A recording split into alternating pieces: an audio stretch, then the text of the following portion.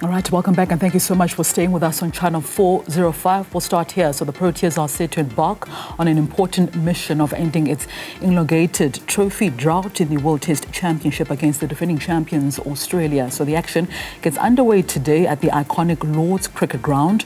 South Africa, which has been close to winning the coveted ICC title several times, will now have one more shot at ending the wait. Australia are the #1 test team in the world and are deemed favourites for this high-stakes final. And by the way, also the defending champions of the World Test Championship. So joining us via Zoom this morning for a preview of this match is former Proteas fast bowler Monde Zondeki, who joins us to have a chat to us ahead of the match that is taking place later on today, with the action set to start at 11:30 a.m. Central African time. Monde, a very good morning to you and thank you so much for your time. Good to see you.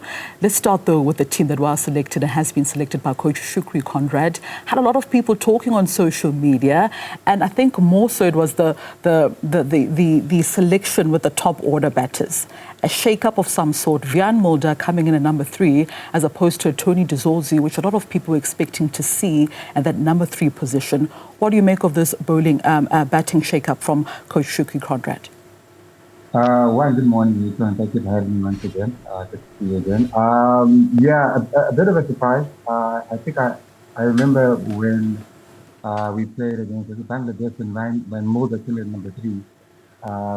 But he only came in because of an injury at that time, and it seems like Shukri liked that idea and decided to keep it going. I'm very surprised that it did go in that direction. I thought Tony Dizolzi could certainly be in the top 3. And it looks like now, obviously, he's not going to play, and the guy Mulder coming in at 3. I do think he wants to have a kind of a light, if you will, someone in the top order who can get some runs, and they also can give you some overs. So I think he's trying to play or use him in that role that kind of leads him out, but obviously not to the standard of that kind of such another legend who's obviously one of the greatest of all time. But I think the tactic is to get someone in the top 6 who can bat and bowl, so the top balance up the team a bit more. Does then Mulder offer a sort of an option in the 5th bowling option for the Proteas, particularly for a bowler who knows how to swing the ball? Is that also an option that Shukri Conrad is looking at in bringing him in that number 3rd position? Because he is an all-rounder, he can bowl, he's likely knows how to swing a ball when it comes to the bowling. What do you make of that? Is that a possibility as well that Shukri Conrad would have been thinking about? Well, he's obviously an all-rounder, like you said. And if you remember correctly, before they moved it to number 3, he was always in the team in the last couple of times. He had a bit of an injury now in the summer when Saki time was there. But before that, he was playing 100 in Bangladesh, and South Africa started putting on some runs. He got 100 there. His batting come around very nicely. So the 50 obviously got a lot of trust and faith in him. But his number 1 job before he moved up to number 3 was to be a bowler, actually. He opened the bowling in Bangladesh, if you remember, with Saki Rabada. So in terms of the balance of the team, yes, he's always going to take the ball.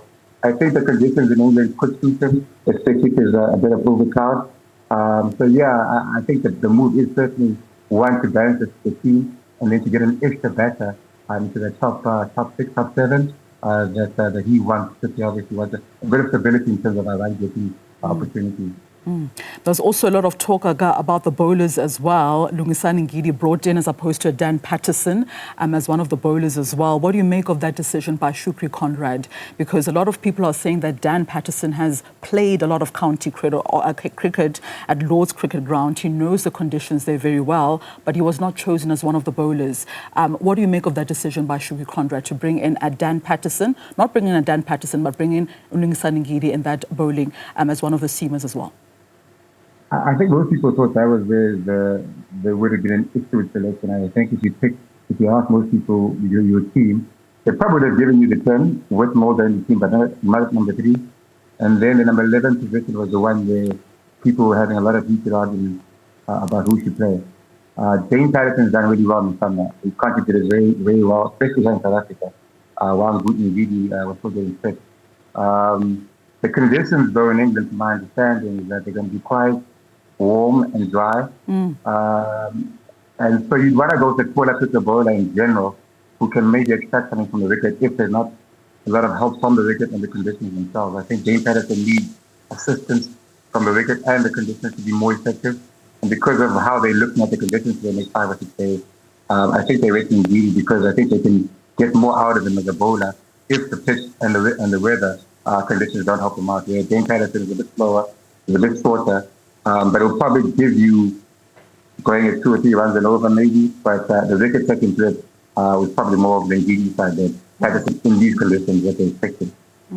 As we wrap up this conversation, Monde, I mean, it's a big deal. It's a World Test Championship. South Africa in a final of this competition. It's an ICC event as well. And they're facing off with an Australian side who are the most successful team when it comes to cricket. You know, they've won everything to be won in cricket. And South Africa, on the other hand, have made it to finals before, but they currently hold the chokers tag when it comes to, you know, winning finals or losing finals. Yeah. How much nerves are you anticipating within this Protea side on the back of the fact that they haven't won anything really in world cricket, as opposed to an Australian side that is definitely the most successful and the most dominant team in world cricket at the moment? Are you anticipating a lot of nervous players in camp at the moment from a Proteas point of view? Yeah, I mean, nerves is just part of the game, I guess. They really are. I think once the first ball is bowled, then everything comes down and you get back into it. But to your point, though, in terms of the history, yeah, Australia does. They just win everything. And they're the one team in world cricket that I feel the most if you come into talking about knockout stages, because historically they just win. They just know how to play those big moments. And historically we haven't. So there is a bit of a worry. But the nice thing is I think they go into this with a lot of people thinking Australia's going to win. So we are a bit of the underdog in many ways because of the experience they have in terms of winning in the big games. And also they've won these trophies before many, many times. So a lot of people are expecting Australia to win, but I think that it's going to be a very close game. I think South Africa, if there is a weakness, it's probably you might be slightly less experienced in these big moments. And then maybe the batting material might be slightly better than us in batting. But other than that, I think it's going to be a very close test match. And I think the boys will play and give it all they own. And I think the nice thing is about this group is that there is no damage from the past. Whereas they haven't really played as a squad together in big games that they've lost as a squad in red ball cricket. In white ball cricket, yes. But in red ball cricket, it's very different from 50 over 2020 cricket. And I think we haven't got too many scars in the past from that. And we've actually done well in cricket in general. So there is confidence going into this game.